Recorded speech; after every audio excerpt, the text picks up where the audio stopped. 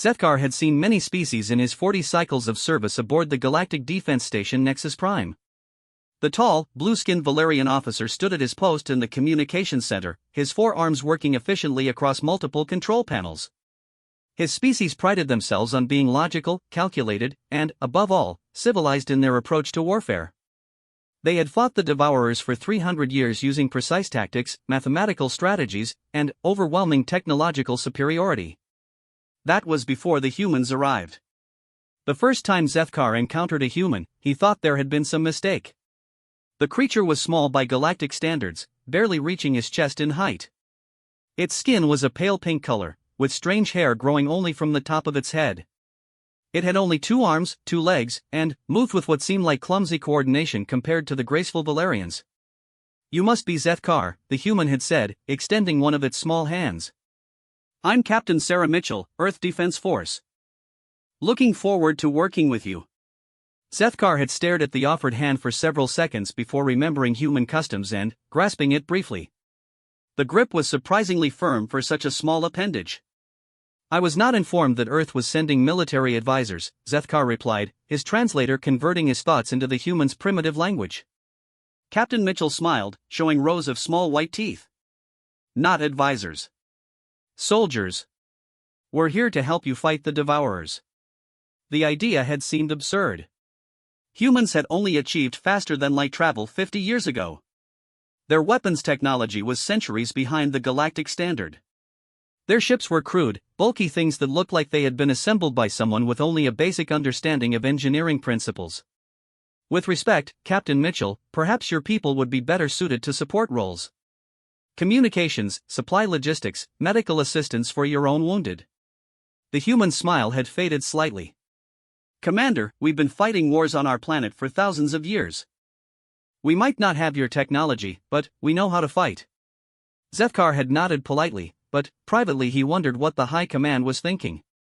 Humans were a curiosity, nothing more. Their planet was a backwater world on the edge of civilized space. What could they possibly contribute to a war that had been raging since before their species had even developed writing? 3 weeks later, Zethkar would learn exactly what humans could contribute. The alert came at 0347 hours, station time. Red lights flashed throughout Nexus Prime as the automated systems detected massive Devourer fleet movements in the Kepler sector. Zethkar rushed to his station, his 4 hands flying across the controls as he coordinated defensive positions for the Valerian 7th Fleet. "Sir, we're reading over 200 Devourer vessels," reported Lieutenant Yexhan, his young aide. "They're moving in a standard formation toward the mining colonies on Refuge 3. Zethkar studied the tactical display. The Devourers were predictable in their patterns. They would strike fast, overwhelm the defenses with superior numbers, then strip the planet of all organic matter before moving to the next target. Standard defensive protocols called for a fighting withdrawal, preserving ships and personnel while evacuating as many colonists as possible. "Signal Admiral Kethmore," Zethkar ordered. "Recommend immediate implementation of Evacuation Protocol 7. We can save perhaps 60% of the civilian population if we begin now." "Sir," Lieutenant Yexhan's voice carried a note of confusion. "The human ships are not following the retreat pattern. They're advancing directly toward the Devourer fleet." Zethkar turned to stare at the tactical display. Sure enough, 37 human vessels were accelerating toward the enemy formation at maximum speed. Their ships were laughably small compared to the Valerian cruisers, looking more like cargo haulers than warships. "Get me Captain Mitchell," Zethkar ordered. The main screen flickered to life, showing the interior of a human bridge. It was cramped, poorly lit, and filled with what appeared to be scrap metal welded together into functional panels. Captain Mitchell sat in a simple chair, surrounded by other humans who seemed remarkably calm considering they were flying toward certain death. "Captain, you need to fall back immediately," Zethkar said. "Your ships cannot engage a Devourer fleet of that size and survive." Mitchell looked at him with those strange human eyes. Unlike Valerian eyes, which were large and multifaceted, human eyes were small and focused on a single point. But there was something in them that made Zethkar pause. "Commander, we appreciate your concern," Mitchell said. "But we've got this." "You have 37 ships against 200 Devourer vessels," Zethkar insisted. "This is not bravery, it is suicide." "Maybe," Mitchell replied. But, those are our people down there on Refuge 3. And, we don't abandon our people. The connection ended. Zethkar stared at the screen for several seconds, then, turned back to the tactical display. The human ships continued their advance, now within weapons range of the Devourer fleet. What happened next would be burned into Zethkar's memory for the rest of his life. The first human ship to engage was the EDF Retribution, a medium-sized vessel that looked like it had been built from spare parts. It accelerated directly toward the center of the Devourer formation, ignoring the energy beams that lanced out toward it. The ship's crude armor plating began to glow red-hot under the assault, but it kept coming. "What are they doing?" Lieutenant Yexhan whispered. Zethkar was about to respond when the Retribution exploded. But, it didn't explode the way ships were supposed to explode. Instead of a brief flash of light and debris, the human ship detonated like a miniature star. The explosion tore through 6 Devourer vessels, reducing them to twisted metal in seconds. By the 7 moons, Zethkar breathed. Did they just? "Sir, I'm reading massive nuclear signatures from that explosion," the sensor operator reported. The humans appear to have detonated their own reactor core. Before Zethkar could process this information, 3 more human ships followed the same pattern. They charged straight into the Devourer formation, absorbed incredible amounts of damage, then exploded with the force of small suns. "They're ramming them," Lieutenant Yexhan said in disbelief. "They're actually ramming their own ships into the enemy." But, that wasn't entirely accurate, Zethkar realized. The humans weren't simply crashing into the Devourers. They were positioning themselves at precise points within the enemy formation before detonating their reactors. Each explosion was calculated to cause maximum damage to the surrounding vessels. It was the most insane military tactic Zethkar had ever witnessed. It was also devastatingly effective. Within 20 minutes, the human fleet had reduced the Devourer force by nearly 40%. But, there was something else happening that Zethkar didn't understand at first. The Devourers were retreating. The Devourers never retreated. In 3 centuries of war, they had never once broken off an attack voluntarily. They fought until every last ship was destroyed or until they achieved their objective. But, now, faced with these small human vessels that exploded like bombs, they were actually pulling back. "Sir," the communications officer called out. "Captain Mitchell is requesting permission to pursue the enemy fleet." Zethkar stared at the tactical display. The human fleet now consisted of only 12 ships. They had lost over 2/3 of their force, and Captain Mitchell wanted to pursue an enemy that still outnumbered them 10-1. "Patch me through," Zethkar ordered. Mitchell's face appeared on the screen again. Her uniform was torn, and there was blood running down one side of her face from a head wound. But, her eyes still held that strange quality Zethkar couldn't identify. "Captain, you've done enough," Zethkar said. "Your forces have achieved the impossible. Fall back and let the 7th Fleet handle the cleanup." Mitchell wiped blood from her forehead with the back of her hand. "With respect, Commander, those bastards came after our people. We're not done with them yet. Captain, you have 12 ships left. 12 ships cannot pursue an enemy fleet of that size." "Watch us," Mitchell said, and closed the connection. Zethkar watched in amazement as the remaining human vessels accelerated after the retreating Devourers. The enemy ships, which had moments before been advancing with the confidence of an overwhelming force, were now running at maximum speed toward the edge of the system. "Sir," Lieutenant Yexhan said quietly, "what are the humans?" It was a question that would haunt Zethkar for days to come. He had thought he understood warfare. The Valerians fought with honor, strategy, and superior technology. They minimized casualties and preserved resources. They treated war as a complex mathematical problem to be solved with the least possible loss of life. Humans, apparently, treated war as something else entirely. 3 hours later, the human fleet returned. 9 ships had survived the pursuit. Captain Mitchell's vessel, the EDF Determination, was barely holding together. Half its hull plating was gone, its weapons were offline, and it was venting atmosphere from multiple breaches. But they had returned victorious. The Devourer fleet had been completely destroyed. Zethkar met Captain Mitchell in the station's medical bay, where human medics were treating the wounded. The captain sat on an examination table while a doctor sealed a gash on her arm with some kind of primitive bonding agent. "How?" Zethkar asked simply. Mitchell looked up at him. How what? How did 12 ships destroy an entire Devourer fleet? Mitchell was quiet for a moment, then smiled that strange human smile. Because they hurt our people, Commander. And, when you hurt our people, we don't stop until you're dead. But, the cost, Zethkar protested. You lost 28 ships. Nearly 3,000 of your people died today. Yes, Mitchell agreed. And, we'll mourn them. We'll remember their names. But, they died protecting something important. That means something to us. Zethkar left the medical bay more confused than when he had entered. He retreated to his quarters and spent several hours reviewing the battle recordings, trying to understand what he had witnessed. The humans had won through sheer, suicidal aggression. They had treated their own lives as expendable resources to be traded for enemy casualties. It went against every principle of civilized warfare. It was also the first major victory against the Devourers in over 50 years. The next morning, Zethkar received new orders from High Command. Human military advisors would be attached to every Valerian fleet. Their tactics were to be studied and, where possible, implemented. Zethkar read the orders twice, then set them aside.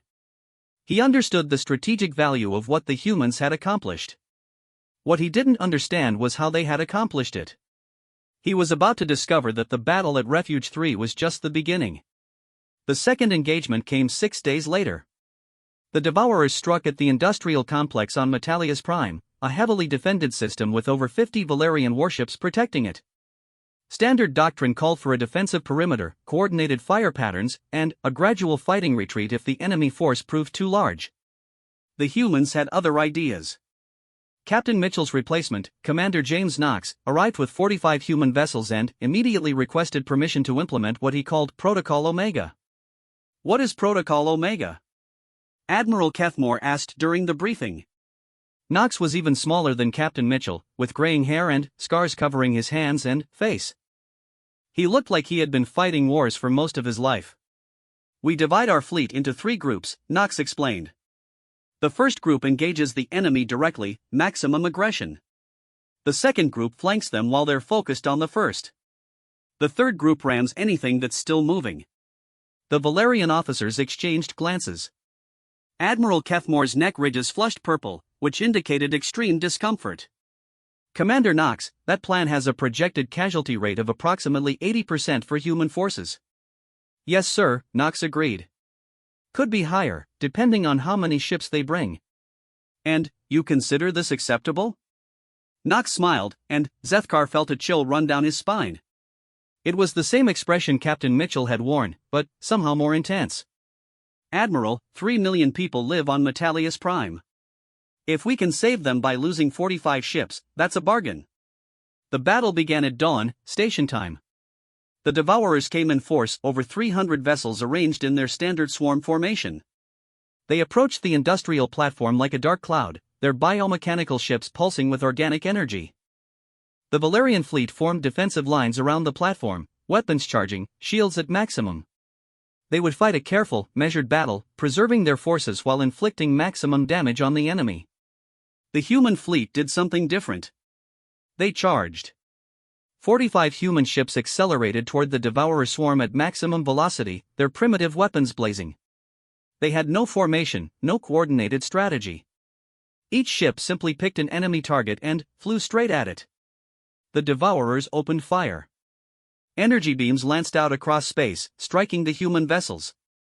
Ship after ship exploded in brilliant flashes of light. Within the first 5 minutes, 12 human vessels had been destroyed. The humans kept coming. They crashed into the Devourer formation like a hammer blow. Ships rammed each other at tremendous velocity, creating explosions that lit up the darkness of space. Human vessels detonated their reactor cores in the middle of enemy clusters, taking dozens of Devourer ships with them. And, then, something unprecedented happened. The Devourer formation broke. For the first time in recorded history, a Devourer swarm lost cohesion. Ships began to scatter, their perfect coordination disrupted by the sheer chaos of the human assault. Some tried to retreat. Others fired wildly in all directions. The mathematical precision that made them so dangerous was replaced by something that looked almost like panic. The Valerian fleet, freed from the defensive battle they had expected to fight, advanced with calculated efficiency. They picked off isolated devourer vessels with precise weapons fire, exploiting the confusion the humans had created. The battle ended in complete victory. Every devourer's ship was destroyed. Metalius Prime was saved. 28 human vessels had survived. That night, Zethkar found Commander Knox in the station's observation deck, staring out at the debris field where the battle had taken place. The human was drinking something from a small flask, and his hands were shaking slightly. 17 ships, Knox said without looking at Zethkar. Lost 17 ships today. The Valerian fleet lost only 3 vessels, Zethkar replied. Your tactics saved thousands of lives. Knox took another drink from his flask. Tell that to the families of the people who died today. Zethkar studied the human's profile. You feel guilt for the deaths of your subordinates? Of course I do, Knox replied. They followed my orders. My plan. If I hadn't sent them against that swarm, they'd still be alive. But the mission was a success. The colony was saved. Knox finally turned to look at him. The human's eyes were red and watery, which Zethkar's cultural briefings had indicated was a sign of emotional distress. Success, Knox repeated. Yeah. We succeeded. They stood in silence for several minutes. Finally, Zethkar spoke again. Commander, I do not understand your people. What don't you understand? You fight with such violence. Such disregard for your own safety. Yet you mourn your losses deeply. How do you reconcile these things? Knox was quiet for a long time. When he spoke, his voice was barely above a whisper. Because if we don't fight like animals, the people we're protecting die like animals. And if we don't mourn our dead, we become animals. Zethkar left the observation deck with even more questions than he had arrived with. He was beginning to understand that humans were more complex than their primitive technology suggested.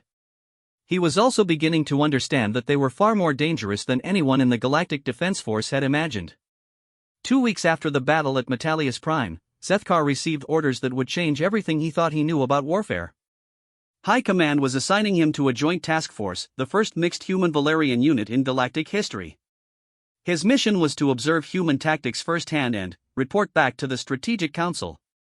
The assignment took him to Forward Base Echo, a military station located just 3 light-years from Devourer space. The base was a study in contrasts. The Valerian sections were clean, well-organized spaces with soft lighting and precisely arranged equipment. The human sections looked like controlled chaos corridors lined with pipes and cables, bright overhead lights, and the constant sound of machinery. Zethkar's guide was Lieutenant Colonel Maria Santos, a human female with short black hair and burn scars covering the left side of her face. She walked with a slight limp, and her left arm appeared to be a mechanical replacement. Devourer acid, she explained when she noticed him staring at her injuries. Got too close to one of their bioships during a boarding action. The arm was completely dissolved, and the facial burns, well, you can see for yourself. I apologize for staring, Zethkar said. In Valerian society, warriors who suffer such injuries typically retire from active duty. Santos laughed, a harsh sound that echoed off the metal walls. Retire? Hell no. These scars remind me why I'm here. Every time I look in a mirror, I see exactly what those bastards are capable of. She led him through the human barracks, where soldiers were cleaning weapons, conducting equipment maintenance, and engaging in what appeared to be recreational combat. 2 humans were fighting with their bare hands while others gathered around to watch and shout encouragement. Training exercise? Zethkar asked. Recreation, Santos replied. Humans need to fight. If we don't have an enemy to fight, we fight each other. Keeps us sharp. They paused to watch as one fighter threw the other to the ground with considerable force. Instead of helping his opponent up, the winner began striking him repeatedly. Zethkar was about to intervene when the fallen fighter reversed the situation, throwing his attacker off and resuming the combat. Are they not injuring each other? Zethkar asked. Sure they are, Santos said. See Corporal Hayes there? He's got a broken nose from yesterday's session. And Private Kim's ribs are still healing from last week. But they'll both be ready to fight devourers if the alarm goes off. Zethkar watched the humans beat each other bloody for sport and wondered if he was beginning to understand something important. Valerians viewed violence as a regrettable necessity, something to be minimized and controlled. Humans seem to view violence as a natural state of being. Colonel Santos, why do humans volunteer for military service? Your species has only been in space for 50 years. You could pursue peaceful development, scientific advancement, cultural growth. Why choose war? Santos stopped walking and turned to face him. Her scarred face was serious, but not hostile. Commander, let me ask you a question. What happens to your people when devourers attack? We implement defensive protocols. Evacuate civilians. Preserve military assets. Minimize casualties while maintaining strategic position. And how many Valerian worlds have been lost to the devourers? Zethkar's neck ridges flushed slightly. 47 colonies over the past 3 centuries. How many Valerian civilians have died? Approximately 200 million across all engagements. Santos nodded. And how many devourer fleets have been completely destroyed in those 3 centuries? The question hit Zethkar like a physical blow. He knew the answer, but saying it aloud felt like admitting failure. None, he said quietly. That's right, Santos said. None. 300 years of war, and you've never completely eliminated a single devourer force. You fight defensive battles. You preserve resources. You make strategic withdrawals. And every year, they get stronger while your people die in smaller and smaller numbers. They resumed walking, but Santos's words echoed in Zethkar's mind. The mathematics were undeniable. Valerian military doctrine prioritized preservation over victory. It was logical, efficient, and ultimately ineffective. Human military doctrine is different, Santos continued. We don't just try to survive battles. We try to win wars. By throwing away lives unnecessarily? By spending lives when necessary, Santos corrected. There's a difference. They reached the command center, where Zethkar got his first look at human tactical planning in action. Unlike the quiet, orderly Valerian command centers, the human facility was loud and chaotic. Officers shouted orders across the room, technicians crawled under and over equipment making repairs, and multiple conversations happened simultaneously. Looks disorganized, doesn't it? Santos observed. Zethkar nodded, then caught himself. I did not mean to imply it's fine, Santos said. It is disorganized. But it's also faster than your system. When we get intelligence about devourer movements, we can have ships in space within 30 minutes. How long does it take a Valerian fleet to deploy? Zethkar thought about the careful planning process, the committee reviews, the strategic analysis meetings. Typically 6 to 8 hours for a full deployment. By then, the devourers have already hit their target and moved on to the next one. We might not be as elegant as your people, but we're fast. And, in war, fast often beats elegant. The alarm sounded as she finished speaking. Red lights flashed throughout the command center as information poured in from long-range sensors. A devourer force had been detected moving toward the agricultural colony on Harvest Moon 7. Zethkar expected to see the careful, methodical response he was familiar with from Valerian operations. Instead, the human command center erupted into controlled chaos. I want 3rd Squadron in space in 20 minutes, shouted General Patricia Holt, the human commander. 4th Squadron provides support. 5th Squadron holds in reserve. Sir, we're reading 60-plus devourer vessels, reported a human technician. Recommend we wait for Valerian reinforcements. General Holt shook her head. The colonists don't have time for us to wait for reinforcements. We go now with what we have. General, Zethkar interrupted, my tactical analysis suggests a 40% probability of mission failure with current force deployment. If we wait for additional Valerian ships, Commander, how many people live on Harvest Moon 7? Zethkar consulted his datapad. Approximately 400,000. And how long will it take Valerian reinforcements to arrive? 6 hours, assuming immediate deployment. In 6 hours, those 400,000 people will be dead, General Holt said. We can save them now, or we can avenge them later. I prefer saving them. Zethkar watched as human ships launched from forward base Echo with a speed and efficiency that amazed him. Each vessel was smaller than a Valerian cruiser, more lightly armed, and carried a crew that had trained for only months rather than years. By every logical metric, they were inferior to Valerian forces. But they were in space and moving toward the enemy in less than 25 minutes.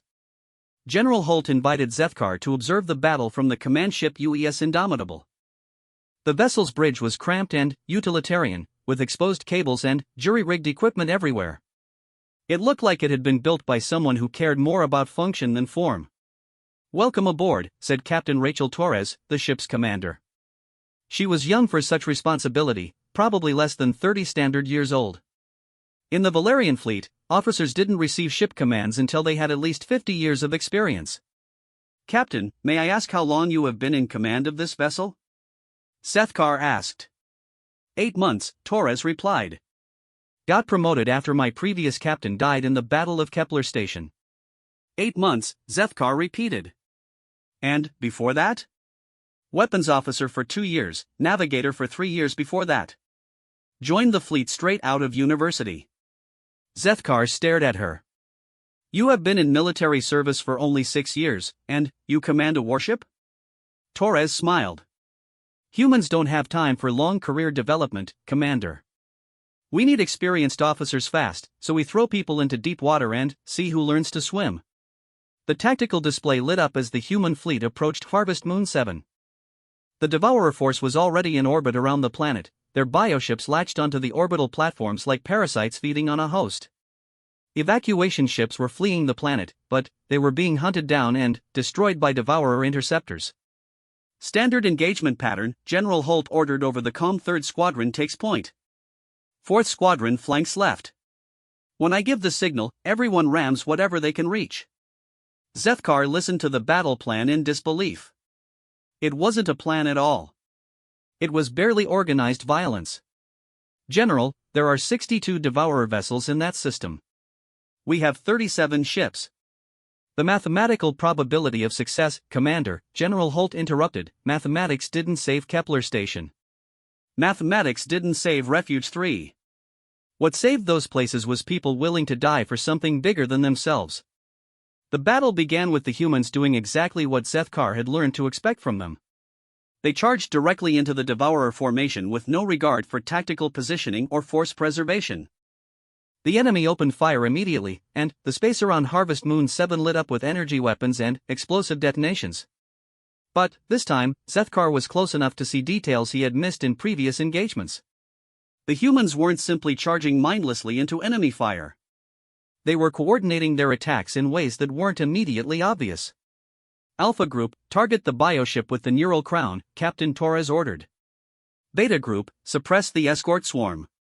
Charlie Group, ram pattern 7 on my mark." The seemingly chaotic human assault was actually following a complex plan that changed constantly as conditions shifted. Individual ship commanders made split-second decisions without waiting for orders from higher command. When opportunities arose, they exploited them immediately. "How do your captains know what to do without direct orders?" Zethkar asked. "We train them to think, not just follow orders," General Holt replied.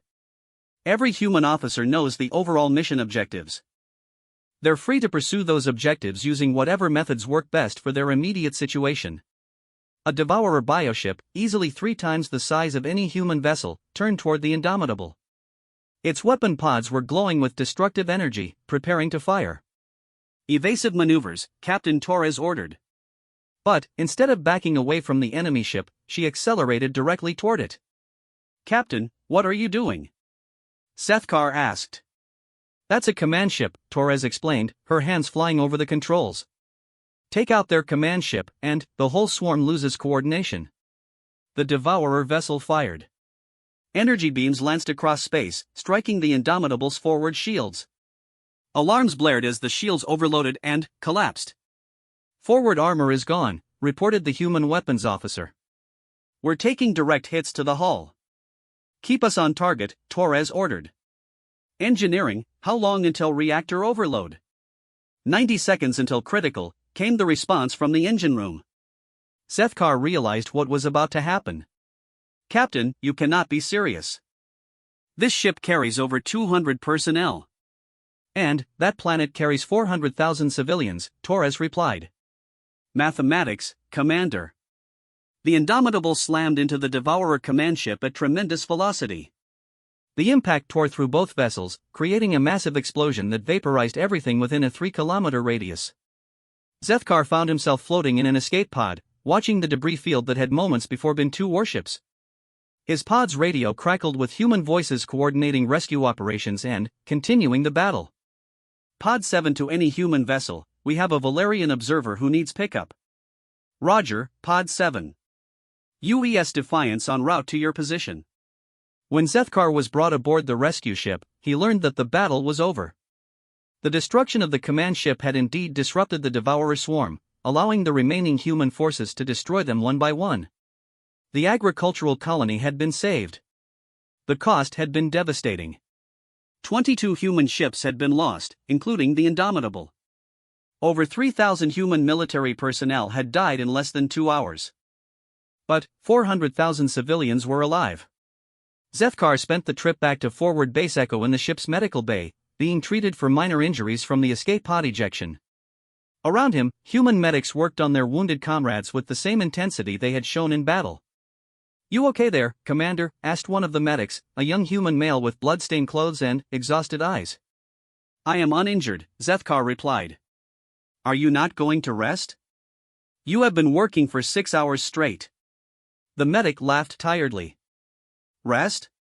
Sir, we've got wounded people here. Some of them might not make it if we take breaks. We'll rest when everyone's patched up." Zethkar watched the human medics work through their exhaustion, driven by the same fierce commitment that had sent their ships charging into enemy fire. They fought to save lives with the same intensity that they fought to take them. When they finally arrived at Forward Base Echo, Zethkar was met by Colonel Santos.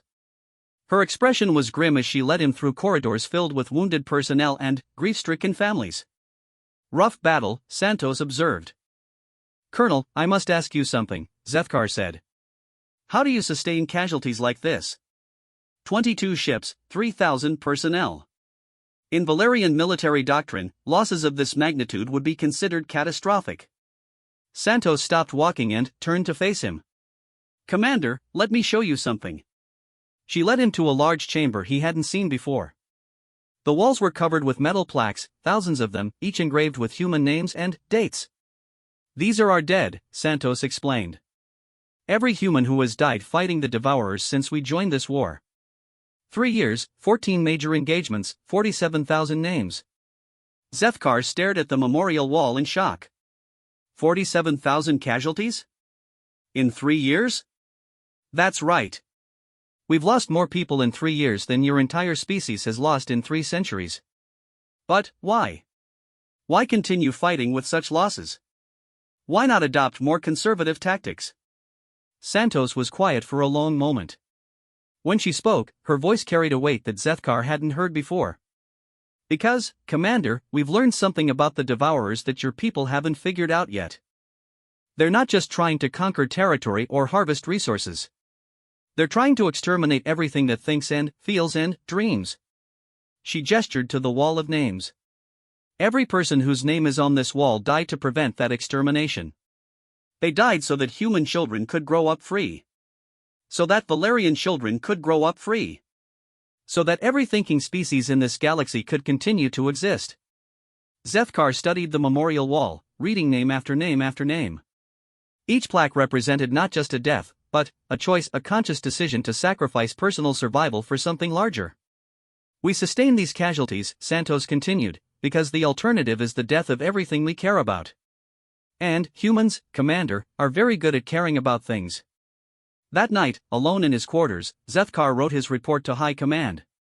He detailed human tactics, their casualty rates, their apparent disregard for military doctrine and proper chain of command. But, when he finished the tactical analysis, he found himself staring at a blank section labeled Strategic Assessment. How could he explain to the Strategic Council what he was beginning to understand about humans? How could he convey that their apparent weaknesses, their emotional responses, their willingness to sacrifice, their refusal to accept logical defeat were actually their greatest strengths?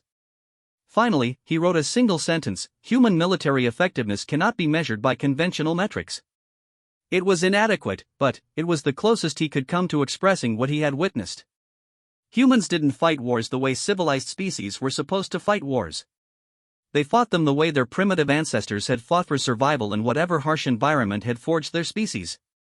And they were winning. The next morning brought news that would test everything Zethkar thought he had learned about human warfare. Long-range sensors had detected the largest Devourer fleet ever assembled, over 800 vessels moving directly toward the heart of Valerian space. Their target was Valerius Prime, the Valerian homeworld. Home to 12 billion civilians. Home to the Valerian government, military command, and cultural centers. If Valerius Prime fell, the Valerian contribution to the galactic the battle raged for 18 hours. When it finally ended, the space around Valerius Prime looked like a graveyard of twisted metal and organic debris. The largest Devourer fleet in recorded history had been completely destroyed, every single vessel reduced to wreckage floating in the cold vacuum of space. But the cost of victory was staggering.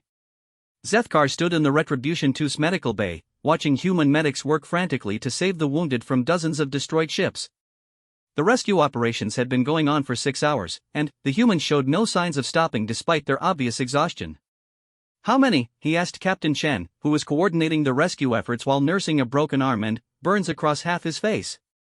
"We're still counting," Chen replied, his voice hoarse from breathing recycled air for too many hours. "Preliminary numbers suggest we lost 93 ships. That's about 60% of our fleet. 60% casualties." In Valerian military doctrine, such losses would be considered a catastrophic defeat regardless of tactical objectives achieved. But the humans were treating it as a victory because they had accomplished their mission, the planet was safe. And Valerian losses? Chen's expression darkened. Admiral Kethmore's formation took heavy casualties. 312 ships destroyed. The traditional tactics, they just couldn't adapt fast enough. Zethkar felt a weight settle in his chest. Over 300 Valerian vessels lost because their commanders had been unwilling to abandon doctrine that was proving ineffective. Thousands of Valerian lives sacrificed to preserve military traditions that had become liabilities. The 17 ships that broke formation to coordinate with us survived, Chen added. Every single one. Your people are effective fighters when they're allowed to think for themselves. A communication alert sounded throughout the ship. Admiral Kethmore's face appeared on the main display, his neck ridges flushed the deep purple that indicated extreme agitation. "Commander Zethkar," the admiral said formally. "You are ordered to report to flagship immediately for court-martial proceedings. Charges include insubordination, violation of chain of command, and collaboration with unauthorized military forces." "Admiral," Captain Chen interrupted, "Commander Zethkar is currently aboard a human vessel coordinating rescue operations for Valerian survivors. Perhaps this discussion could wait until, Captain Chen, you will transfer the prisoner immediately. This human vessel has no authority to harbor Valerian military personnel facing court-martial." Zethkar looked at the admiral's image on the screen. Behind the formal military posturing, he could see fear and confusion. The battle had demonstrated that everything the Valerian military thought they knew about warfare was wrong. Rather than confront that reality, the leadership was looking for someone to blame. "Admiral, I will transfer to the flagship as ordered," Zethkar said. "But I request that Captain Chen be allowed to continue rescue operations without interference." "The human vessels will withdraw from Valerian space immediately," Admiral Kethmore replied. "Their presence is no longer required." "Sir, there are still survivors in the debris field," Chen protested. "Our rescue operations have saved over 4,000 Valerian personnel in the last 6 hours. Valerian rescue operations will handle Valerian survivors." "With respect, Admiral, your rescue operations are moving too slowly," Chen said, his diplomatic tone barely concealing his anger. "People are dying in those escape pods while your ships follow proper salvage protocols." Admiral Kethmore's neck ridges flushed even deeper. "Captain, you will withdraw your forces immediately, or they will be considered hostile vessels in Valerian space." The threat hung in the air for several seconds. Zethkar could see Captain Chen calculating odds, weighing the cost of continued rescue operations against the risk of sparking an interspecies incident. "Understood, Admiral," Chen said finally. "Human forces will withdraw within 2 hours. We'll transfer all rescued Valerian personnel to your ships before we leave." The communication ended, leaving the medical bay in tense silence. Zethkar prepared to transfer to the Valerian flagship, knowing that his career was effectively over. He had violated direct orders from his superior officer and coordinated unauthorized military operations. By any standard military code, he was guilty of the charges against him. But he had also helped save 12 billion lives. "Commander," Captain Shin said as they walked toward the transport bay, "I need you to understand something about humans." "What is that, Captain?" "We don't forget our friends. And we don't abandon people who stood with us when it mattered." The transport to the Valerian flagship gave Zethkar time to think about everything that had changed in the past few weeks. He had begun this assignment believing that humans were primitive creatures whose only contribution to galactic civilization would be as support personnel for more advanced species.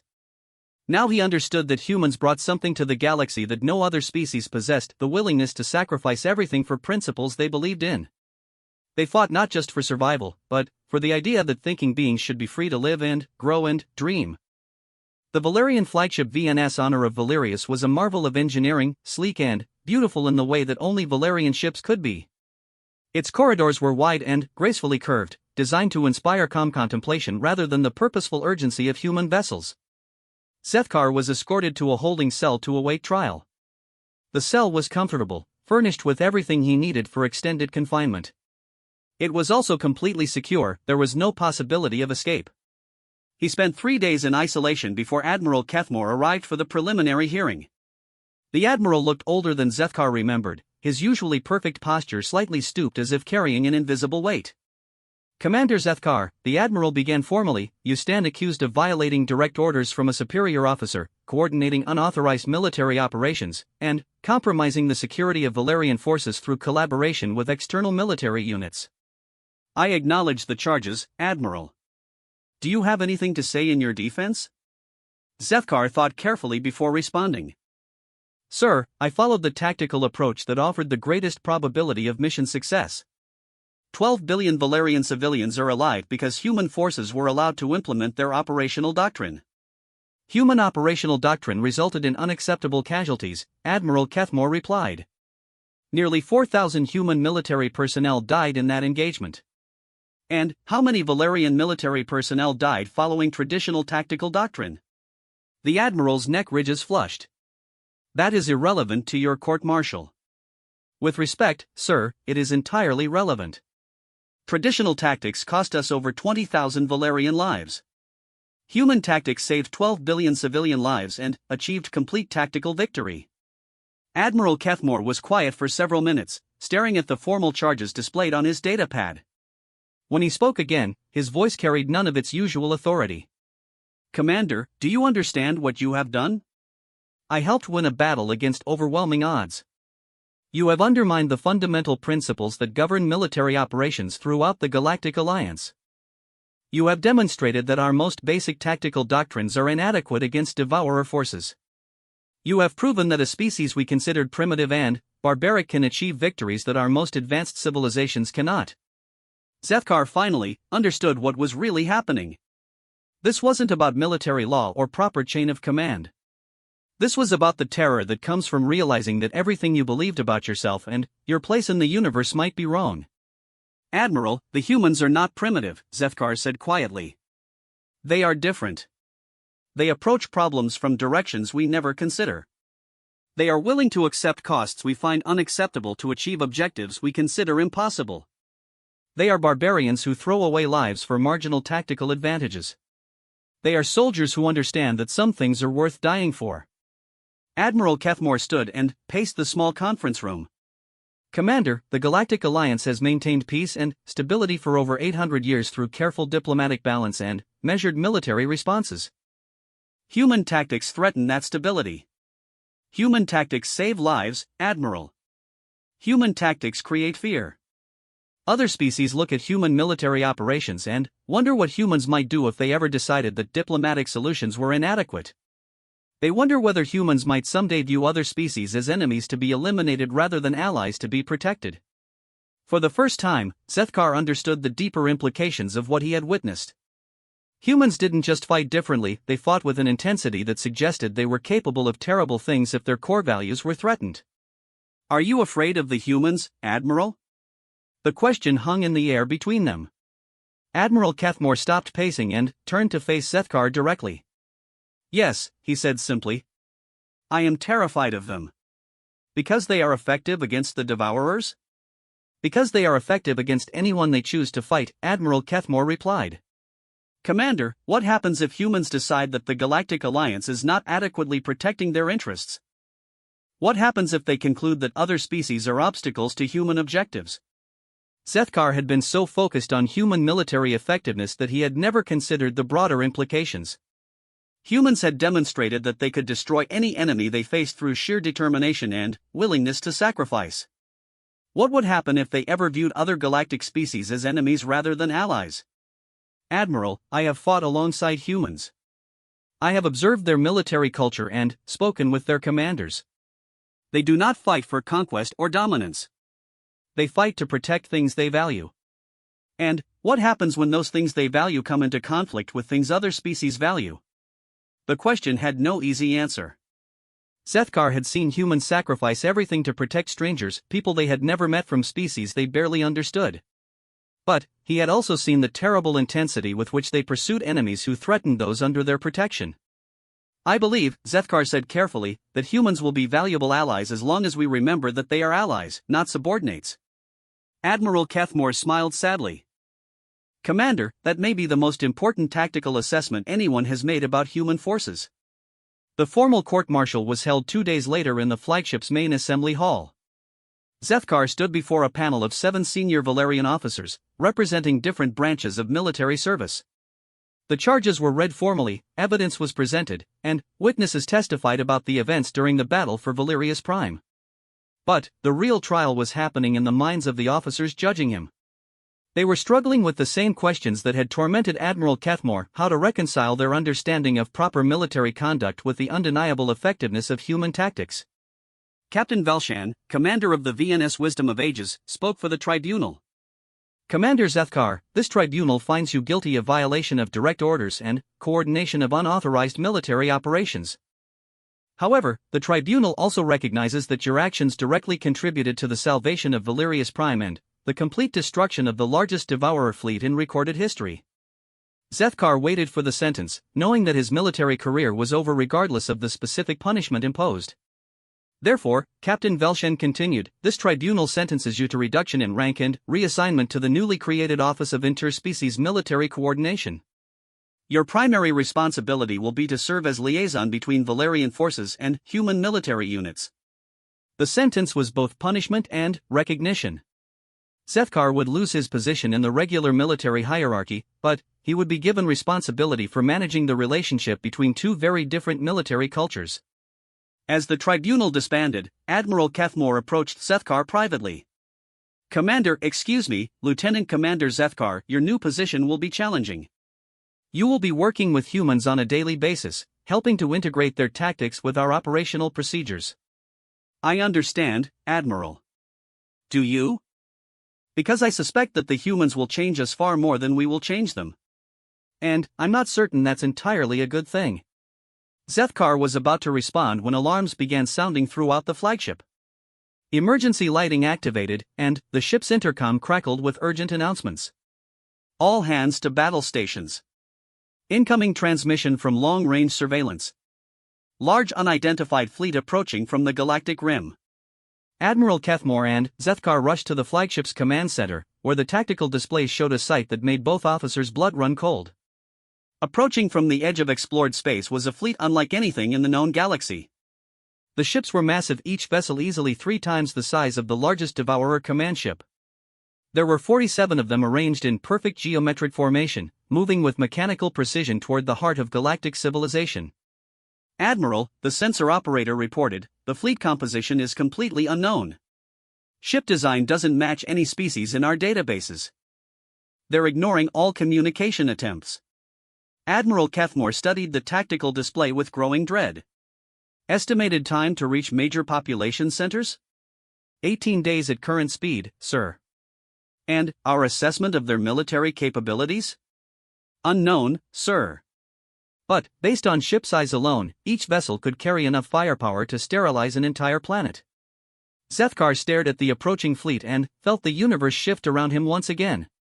Just when the galaxy had begun to understand the threat posed by the Devourers, a new enemy had appeared, one that made the Devourers look small by comparison. "Admiral," Zethkar said quietly, "we're going to need the humans." Admiral Kethmore nodded grimly. "Yes. And I suspect we're going to need them to be exactly as terrifying as we're afraid they might be." The emergency session of the Galactic Council convened within 12 hours of detecting the unknown fleet. Zethkar stood in the observer section, his new rank and position giving him access to discussions that would have been far above his security clearance just days before. The great chamber buzzed with nervous energy as representatives struggled to comprehend the magnitude of the threat approaching their worlds. 47 vessels of unknown configuration and capability, announced Chancellor Veltar, her crystalline voice carrying clearly through the chamber's translation systems. No response to communication attempts. No indication of hostile intent, but also no indication of peaceful purposes. "What do we know about their origin?" asked the aquatic delegate. Admiral Kethmore stepped forward to address the assembly. "Long-range analysis suggests the fleet originated from beyond the galactic rim, possibly from another galaxy entirely. The engineering principles visible in their ship construction are completely unfamiliar." A murmur of fear rippled through the chamber. Intergalactic travel was beyond the capability of any known species. If these beings could cross the void between galaxies, their technological capabilities were almost incomprehensible. "Recommended response?" Chancellor Veltar inquired. "The Military Advisory Council suggests immediate mobilization of all available forces," Admiral Kethmore replied. "Every species should recall their fleets to defend their homeworlds. We cannot predict the newcomers' intentions, so we must prepare for the worst possible scenario." The insectoid representative clicked his mandibles in agitation. "Admiral, our combined fleets total approximately 3,000 vessels. If each unknown ship possesses the firepower suggested by its size, we are facing overwhelming odds." "Then, we must hope that diplomatic contact can be established," Admiral Kethmore said. "Perhaps these beings have peaceful intentions." Zethkar found himself standing before he realized he intended to speak. "Honored Chancellor, may I address the Assembly?" Chancellor Veltar's crystalline features showed surprise. "Lieutenant Commander Zethkar, you are welcome to speak, but please remember that your recent actions have placed you outside normal military hierarchy." "Thank you, Chancellor. I wish to recommend that we immediately contact Human Military Command and request their analysis of the situation." The suggestion caused the same uproar that human involvement always seemed to generate among the council representatives. But, this time, the opposition was less strident. The recent victory at Valerius Prime had demonstrated human military effectiveness in ways that could not be ignored. "Lieutenant Commander," asked the gaseous delegate, "what specific contribution could humans make to our understanding of this situation?" "Honored representative, humans approach problems differently than other species. Their tactical analysis might reveal options that our more conventional thinking has not considered." "Are you suggesting that human unconventional thinking is superior to the combined intellectual resources of 47 advanced civilizations?" The crystalline delegate's tone carried clear skepticism. "I am suggesting that diversity of thought produces better solutions than homogeneous thinking," Zethkar replied. "Humans have proven capable of achieving tactical objectives that traditional approaches could not accomplish." Chancellor Veltar raised an appendage for silence. "The Council will consider Lieutenant Commander Zethkar's suggestion. In the meantime, all species are authorized to implement defensive preparations according to their individual military doctrines." As the Council session ended, Zethkar was approached by an unexpected figure, General Patricia Holt, still wearing the uniform of the Earth Defense Force. Her presence in the Council chambers was technically unauthorized, since humans had only observer status in the Galactic Alliance. "Lieutenant Commander," General Holt said, "we need to talk." They met in the same secure conference room where Zethkar had first learned about human tactical planning. General Holt was accompanied by the same officers as before, General Reed and Colonel Morrison, but their expressions were grimmer than he remembered. "We've been monitoring the situation," General Holt said without preamble. "The unknown fleet is interesting." "Interesting?" Zethkar repeated. General Reed activated a holographic display showing detailed scans of the approaching ships. "These vessels are constructed using principles we've never seen before. The hull composition appears to be some kind of crystalline matrix infused with metallic elements. The propulsion systems show no heat signatures, we have no idea how they're moving through space. Most importantly, Colonel Morrison added, their formation and approach pattern suggests military thinking that's completely alien to anything in our databases. Zethkar studied the holographic images. The ships were beautiful in their own way, sleek and geometric, with surfaces that seemed to shift and flow like liquid metal. But there was something unsettling about their perfect formation and unwavering course. "What is your assessment of their intentions?" Zethkar asked. "Unknown," General Holt replied. "But their behavior pattern suggests a species that's extremely confident in their capabilities. They're making no effort at stealth, no attempt at communication, no demonstration of either peaceful or hostile intent. They're simply coming, as if the possibility of resistance isn't worth considering." The implications were chilling. A species powerful enough to cross intergalactic space might very well consider local galactic civilizations to be irrelevant obstacles rather than potential threats. What does human military doctrine suggest as appropriate response? General Reed smiled, but it was a cold expression that made Zethkar's spine tingle. Human military doctrine suggests that when facing an unknown enemy of superior capability, you hit them as hard as possible before they have a chance to demonstrate just how superior they really are. A preemptive strike against beings who have made no hostile moves? A preemptive strike against beings who are powerful enough to end galactic civilization if they choose to, Colonel Morrison corrected. "Lieutenant Commander, humans have a saying, the best defense is a good offense. When you're facing overwhelming odds, you don't wait for the enemy to choose the time and place of battle." General Holt leaned forward across the conference table. "We're not talking about starting a war. We're talking about ending one before it begins."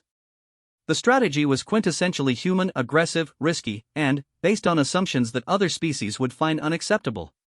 But Zethkar had learned to respect human tactical thinking, even when it violated every principle of civilized warfare. "What would such a preemptive operation involve?" he asked. "Everything," General Reed said simply. "Every human ship, every human weapon, every human life if necessary. We would commit our entire military capability to destroying the unknown fleet before it reaches populated systems." "The probability of success?" "Unknown," General Holt admitted. "Possibly zero. But the probability of galactic survival if we do nothing is also possibly zero." Zethkar stared at the holographic display, watching the unknown ships maintain their perfect formation as they approached the heart of galactic civilization. The human proposal was insane, launching an attack against beings whose capabilities were completely unknown, based on nothing more than the assumption that they posed a threat. It was also the only plan he had heard that offered any possibility of survival if the unknown fleet proved hostile. "What do you need from me?" Zethkar asked. "Access to the Galactic Defense Network," Colonel Morrison replied. "We need real-time tactical data from every sensor array in the galaxy. We need to know exactly where those ships are and what they're capable of before we engage them." "And after the engagement?" General Holt's expression became grimmer still. "If we succeed, we'll have saved galactic civilization by committing an unprovoked act of aggression against a species that might have been peaceful. If we fail, we'll have provoked a war that the galaxy cannot possibly win." The weight of the decision pressed down on Zethkar like a physical force. What the humans were proposing went beyond military tactics, it was a fundamental choice about the kind of galaxy they wanted to live in. A galaxy where unknown threats were met with immediate violence, or a galaxy where civilized species tried to resolve conflicts through communication and diplomacy. "There is another possibility," Zethkar said slowly. "Which is?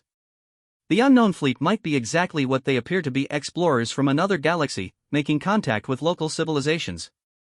"Possible," General Reed acknowledged. "But if we're wrong, and they're actually invasion forces, then waiting to find out will cost 12 trillion lives across 47 different species." The mathematics were brutal in their simplicity. Risk the lives of everyone in the galaxy on the possibility that the unknown fleet was peaceful, or risk starting an interstellar war by attacking beings who might be innocent explorers. "I need time to consider this," Zethkar said. "We don't have time," General Holt replied. "The unknown fleet will reach the outer colonies in 15 days. If we're going to act, it has to be soon." That night, alone in his quarters aboard the space station, Zethkar struggled with the decision that could determine the fate of galactic civilization. He thought about the memorial wall at Forward Base Echo, 47,000 human names representing people who had died to protect strangers from a species they barely understood. He thought about Captain Mitchell's words, "We don't abandon our people." He thought about the Devourer fleets that had been completely destroyed by humans willing to sacrifice everything for victory. And he thought about Admiral Kethmore's fear, the terror that came from realizing that humans were capable of terrible things when their core values were threatened. The next morning, Zethkar requested a private meeting with Chancellor Veltar. The crystalline leader received him in her personal chambers, a beautiful space filled with living crystal formations that sang softly in harmonious frequencies. "Lieutenant Commander," Chancellor Veltar said, her voice creating musical overtones in the crystal chambers. "I assume you wish to discuss the human proposal for preemptive military action against the unknown fleet. You are aware of their plan?" "I am aware of everything that happens aboard this station. The question is whether you believe their proposal has merit." Zethkar looked around the beautiful chamber, listening to the peaceful music of the living crystals. It represented everything that galactic civilization had achieved: beauty, harmony, the transformation of base matter into art through patience and wisdom. "Chancellor, I believe the humans are right about one thing. We cannot assume that advanced capability implies benevolent intent." "And you support their recommendation for immediate military action?" "I support their recommendation for immediate preparation for military action. But I believe we should attempt communication one more time before committing to war." Chancellor Veltar was silent for several minutes, her crystalline features reflecting the soft light of her chambers in complex patterns. When she spoke, her voice carried the weight of centuries of accumulated wisdom. "Lieutenant Commander, you have observed human military culture more closely than any other member of the Council. In your assessment, are humans capable of restraint if their initial attack succeeds?" The question went to the heart of everyone's fears about human military capability. If humans could destroy the unknown fleet, would they stop there? Or would they conclude that other potential threats needed to be eliminated as well? "Chancellor, I believe humans are capable of great restraint when they feel secure. But they are also capable of terrible violence when they feel threatened. The challenge is ensuring that they never feel threatened by their allies. A delicate balance." "Yes.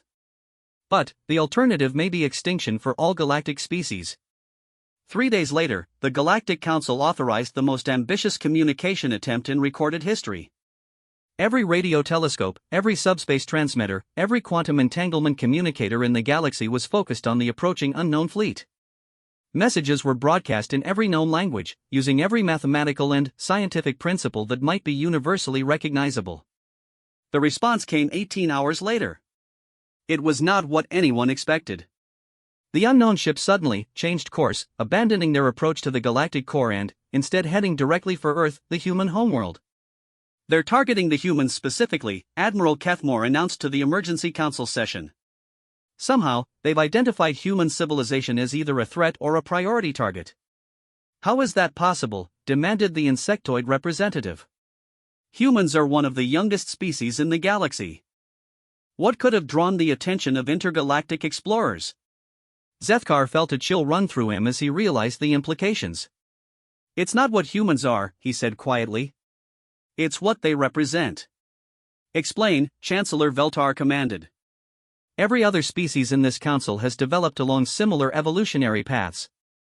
We value stability, harmony, gradual progress through cooperation. Humans represent something different: rapid adaptation, willingness to accept extreme risk, the capacity for both great creativity and terrible destruction." "You're suggesting that the unknown fleet views humans as a unique threat?" Admiral Kethmore asked. "I'm suggesting that an intelligence capable of crossing intergalactic space might recognize that humans represent an evolutionary path that could eventually challenge even advanced civilizations." The council chamber fell silent as the implications sank in. If the unknown fleet was targeting humans specifically, it suggested that they viewed human potential as threatening to established galactic order. "Then, we must defend Earth," declared the aquatic delegate, surprising everyone with her vehemence. "Defend a single world against 47 ships of unknown capability?" The gaseous delegate's translator conveyed his skepticism. "Defend the species that has proven capable of defeating enemies we could not defeat ourselves," the aquatic delegate replied. "If humans represent our best hope of survival against advanced threats, then preserving humanity becomes a strategic imperative for all galactic species." The debate continued for hours, but the conclusion was inevitable. Every species in the Galactic Alliance had benefited from human military effectiveness against the Devourers. Now that humans were threatened, the moral and practical obligations were clear. The largest fleet in galactic history began assembling in Earth's solar system, 3,000 vessels from 47 different species, all committed to defending a world that most of them had never seen. But, as the ships gathered around Earth, long-range sensors brought disturbing news. The unknown fleet had begun accelerating. Instead of the steady approach they had maintained since first detection, they were now moving at velocities that defied conventional physics. They would reach Earth in 3 days instead of 15. "They're using some kind of spacetime manipulation," reported the chief science officer aboard the Valerian flagship.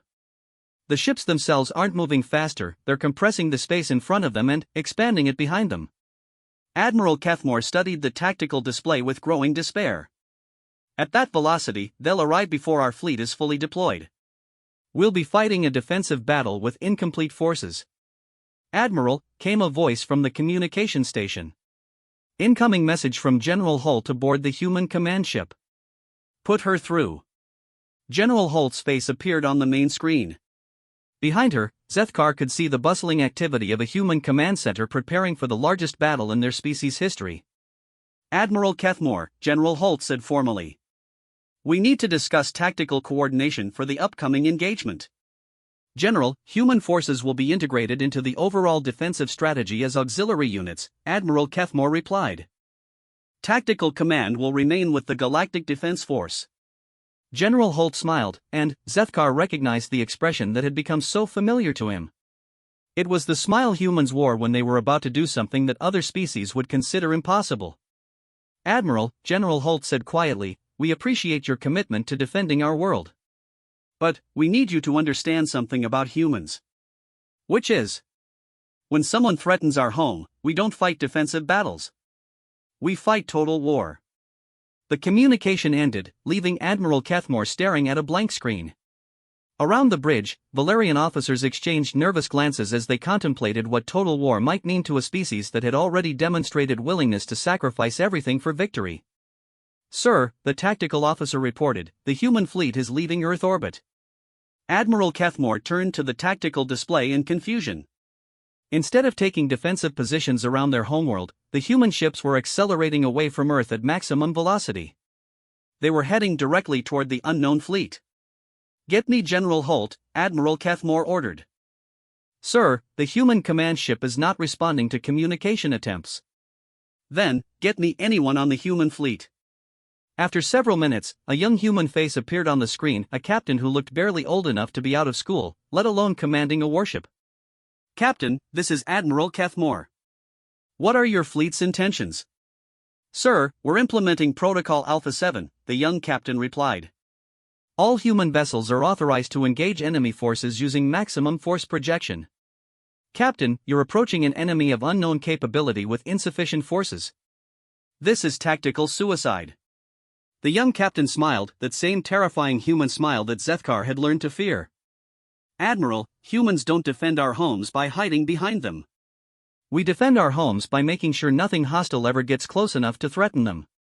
The communication ended, and Admiral Cathmore found himself staring at a tactical display that showed 847 human vessels accelerating toward an enemy that could casually manipulate spacetime. "Sir," the communications officer reported, "we're receiving a general broadcast from the human fleet." "Put it through." A new voice filled the bridge, older, weathered, carrying the weight of authority earned through countless battles. "This is Admiral Sarah Chan, Earth Defense Force. To all human vessels, today we fight not just for Earth, but for the right of all thinking beings to exist free from the threat of extinction. We go into this battle knowing that we may not return. But we go knowing that our sacrifice will mean something. Remember that humans do not yield. Remember that humans do not surrender. Remember that when the darkness comes for our people, we do not go gentle into that good night." The broadcast ended, and the bridge of the Valerian flagship fell silent. Outside the viewports, they could see the human fleet, hundreds of small, primitive ships racing toward an enemy that had crossed the void between galaxies. Zethkar stood in the observer section, watching the tactical display as the two fleets approached each other. In a few hours, he would witness either the complete destruction of human civilization or the most impossible victory in galactic history. Either way, he knew that he was about to see humanity reveal its true nature to the galaxy. And he suspected that revelation would terrify everyone who witnessed it.